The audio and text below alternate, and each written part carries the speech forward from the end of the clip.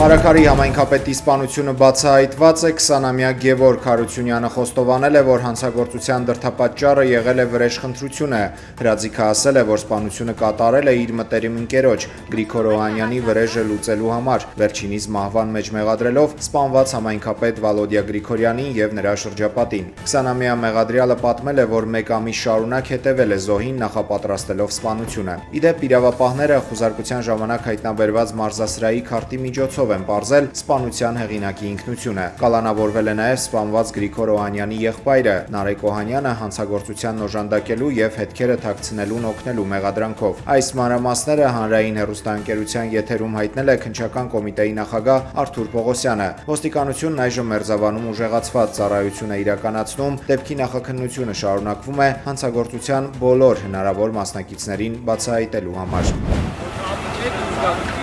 Երևանի Պուշկինի փողոցում կեսգիշերին մոտ բռնկված հրդեհը մարելու համար 9 հրշեջ մեքենա է պայքարել կրակի դեմ։ Ներքին գործերի նախարարությունը հայտնում է, որ հրշեջները կրակը մարել կարողացել են մի քանի ժամ պայքարելուց հետո վաղ առավոտյան։ Պարզվել է, որ կրակը բռնկվել է երկհարկանի այսպես կոչված Բաղդադե շինությունում, այրվել է շուրջ 375 քառակուսի մետր տարածք շինության տանիքի հետ միասին, ինչպես նաև մասամբ վնասվել են ներսում գտնվող գույքն ու սարքավորումները։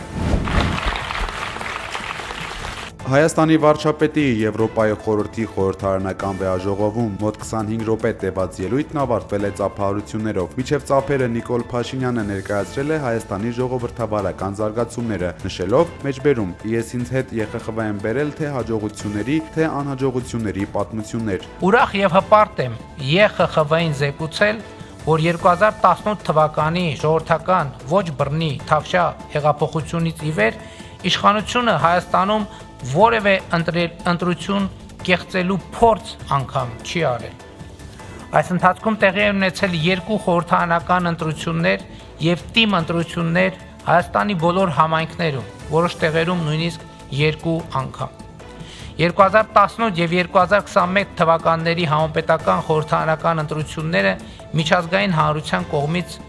գնահատվել են որպես ազատ, մրցակցային ժողովրդավարական չափանիշներին համապատասխանող, ինչը ըստ էության մեր պատմության մեջ աննախադեպ էր։ Վարչապետ Փաշինյանը խոսել է Հայաստանի եւ Ադրբեջանի միջև իր բառերով խաղաղության հաստատման մասին։ Այդ խաղաղության գործընթացը համեմատել նորածին երեխայի հետ, որը խնամքի կարիք ունի։ Խաղաղությունը արձակուրդ կամ հանգիստ չէ։ Խաղաղությունը ամենօրյա աշխատանք է։ Խաղաղությունը նորածին երեխային նման ամենօրյա խնամք է պահանջում իր նկատմամբ։ Մեր նորածին խաղաղությունը այսօր արդեն 1 ամիս 22 օրական է եւ խանդաղատանքով պիտի խնամենք նրան, սիրենք ու հոգ տանենք նրա մասին, որ նա մեծանա, հասունանա, ուժեղանա եւ իրենով ծաղկեցնի Հարավային Կովկասի մեր տարածաշրջանը։ 44-օրյա պատերազմում անհետ կորածների նոր թիվ է հրապարակվել զինված ուժերի գլխավոր շտաբի պետի եւ անհետ կորած զինվորների հարազատների հանդիպման ժամանակ։ Նյուզայեմին պատմել են, որ մինչ այդ հանդիպումը ԱԱՑ-ի տվյալով 195 անհետ կորած կար, իսկ գլխավոր շտաբի պետ Էդվարդ Ասրյանը ծնողներին ցուցակ է ներկայացրել, որտեղ անհետ կորածները 265-ն են, այսինքն 70-ով ավելի։ Այս մասին Պաշտպանության նախարարությունը չի հայտնել 3 տեղի ունեցած հանդիպման վերաբերյալ տարածած պաշտոնական հաղորդագրությունում։ Զինված ուժերի գլխավոր շտաբի պետի հետ հանդիպումը տեղի է ունեցել այն բանից հետո, երբ անհետ կորած զինվորների հարազատները 2 օր շարունակ Պաշտպանության նախարարության վարչական համալիրի մոտ բողոքի ակցիա են արել, պահանջելով հանդիպում Էդվարդ Ասրյանի հետ եւ հստակ տեղեկություններ իրենց զավակների ճակատագրի վերաբերյալ։ Երեկվա հանդիպումը տևել է մի քանի ժամ։ Հայաստանում վարժական հավաքներն անցկացվում են մեծ խնդիրներով, որոնք մարդկանց ստիպում են խուսափել հավաքներին մասնակցելուց։ Ազգային ժողովի նիստում այսօր հայտարարել է Հայաստան խմբակցության падգամավոր Գեղամ Մանուկյանը։ Նա ասել է, որ վարժական հավաքների գաղափարն աղճատվել է եւ դրա անվան տակ նաեւ քաղաքական նպատակներով են մարդիկ զորակոչվում։ Նշել է, որ գյուղերից ավելի շատ մարդ է գնում հավաքներին, քան Երևանից։ Պաշտպանության փոխնախարար Արման Սարգսյանը հակադարձել է ընդդիմադիր падգամավորին եւ ասել, որ նախկին վարժական հավաքները ձևական բնույթ ունեին, հիմա ոչ։ Կեցության պայմանները հանձնաժողովում էլ եմ ասել, դեպքեր կան, որ ուղղակի ահավոր վիճակում են։ Իհարկե, անվտանգության հետ կապված բոլոր խստացումները կարևոր են եւ շատ հաճախ դրա համար է, որ ընդդիմությունը արտադրությունը կողմ է քվեարկում, բայց նաև անվտանգության հարցի աչքակապությունը, մարդկանց խաբելը, պոռոտախոսությունը, որը ինքնին ձևն է, բայց բովանդակությունը շատ ավելի վատն է մեր անվտանգության համար։ Նախկինում վարժական հավաքները իրականացվել են, ես չեմ վարանի այս բառը օգտագործել, հիմնականում ձևական։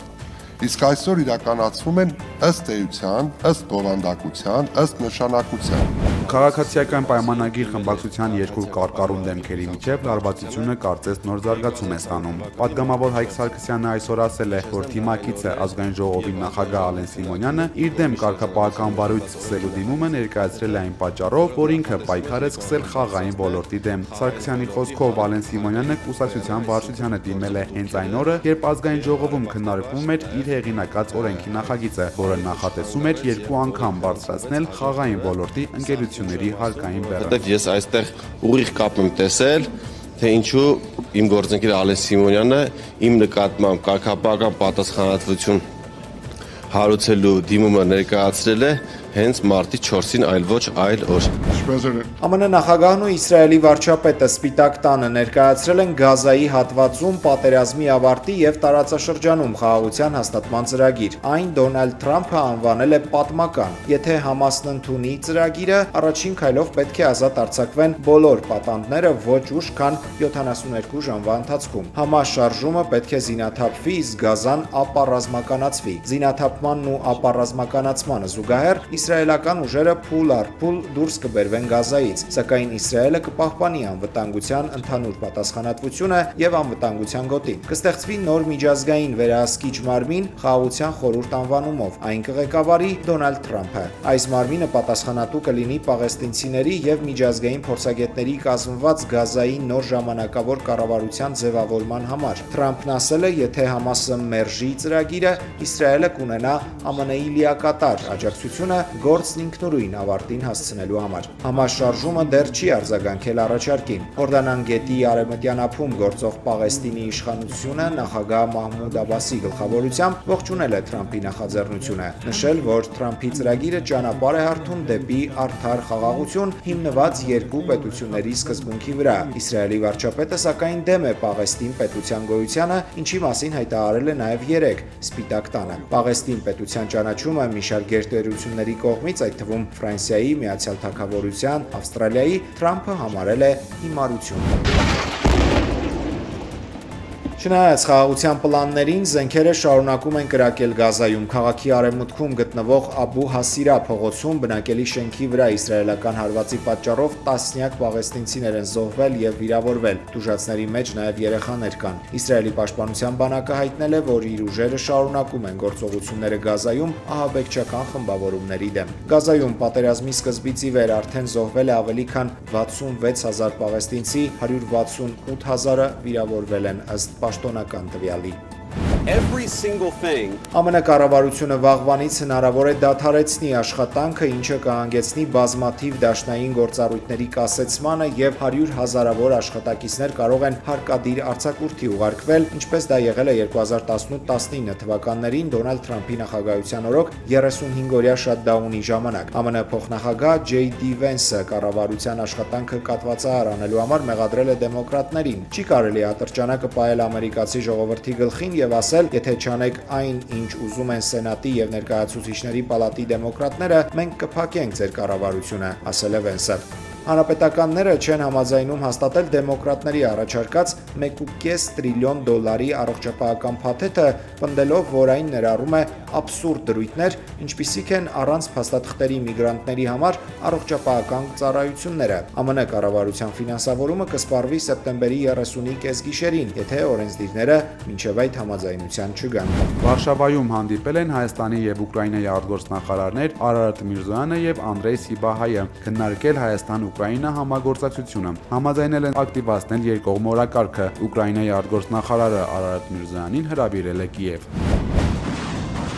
Վերջին օրերին Ռուսաստանի եւ Արևմուտքի միջև հարաբերությունները թեւակողել են նոր ավելի լարված փուլ, բարձրաստիճան պաշտոնյաների կոշտ հայտարարությունները, ռազմական նոր նախաձեռնությունները եւ հիբրիդային սպառնալիքների աճը վկայում են, որ եվրոպական անվտանգության ճարտարապետությունը կանգնած է լրջագույն մարտահրավերների առաջ, կարծում են վերլուծաբանները։ Իրավիճակի լրջության մասին ամենացայտուն վկայությունը դարձել է Գերմանիայի կանցլեր Ֆրիդրիխ Մերցի հայտարարությունը։ Ելույթ ունենալով Բունդեսթագում նա ընդգծել է Եվրոպան այլևս խաղաղության մեջ չէ Ռուսաստանի հետ։ Կանցլերի խոսքով ռուս-ուկրաինական չավարտվող պատերազմը ստիպում է վերանայել անվտանգության նախկին պատկերացումները։ Նա կոչ է արել Եվրաընտանիքին արագացնել պաշտպանական արդյունաբերության զարգացումը եւ պատրաստ լինել երկարաժամկետ դիմակայության։ Good morning everybody. Ուկրաինայի նախագահը դաշնակիցներին առաջարկել է ստեղծել համատեղ հակաօդային պաշտպանության վահան, նախաձեռնությունը, որը կարող է ներառել Լեհաստանին, Ռումինիային եւ Բալթյան երկրներին, նպատակ ունի ստեղծել պաշտպանության միասնական համակարգ, որը թույլ կտա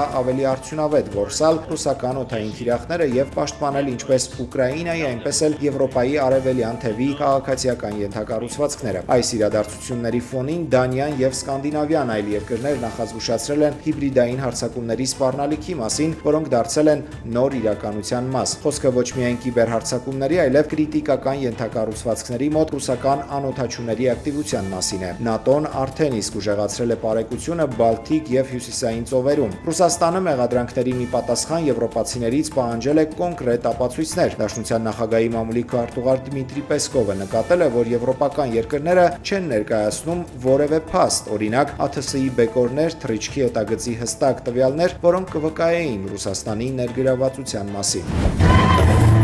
Երևանի կրկեսի Տաշիր արենայի բացումը հոկտեմբերի 24-ին է, իսկ առաջին թատերական կրկեսային շոուն հանդիսատեսը կարող է տեսնել հոկտեմբերի 25-ից սկսած։ Ներկայացման տոմսերն արդեն վաճառվում են Տաշիր արենայի կայքում։ Հատուկ լրագրողների համար ցուցադրական շոու է կազմակերպվել, որից հետո Տաշիր արենայի թիմը որոշ մանրամասներ է պատմել նոր ներկայացման մասին։ Հայտնի է, որ Երևան են ժամանել 150 արտիստներ եւ խոստանում են համաշխարհային մակարդակի կրկեսային ներկայացում։ Տաշիր ընկերությունների խումբը կրկեսը կառուցել է հիմքի Երևանի կրկեսի նոր շենքը նախատեսված է ինչպես կրկեսային ներկայացումների, այնպես էլ սպորտային, համերգային ծրագրերի, կոնֆերանսների եւ մանկական միջոցառումների համար։ Նախագծի իրականացման համար ծախսվել է $55 միլիոն։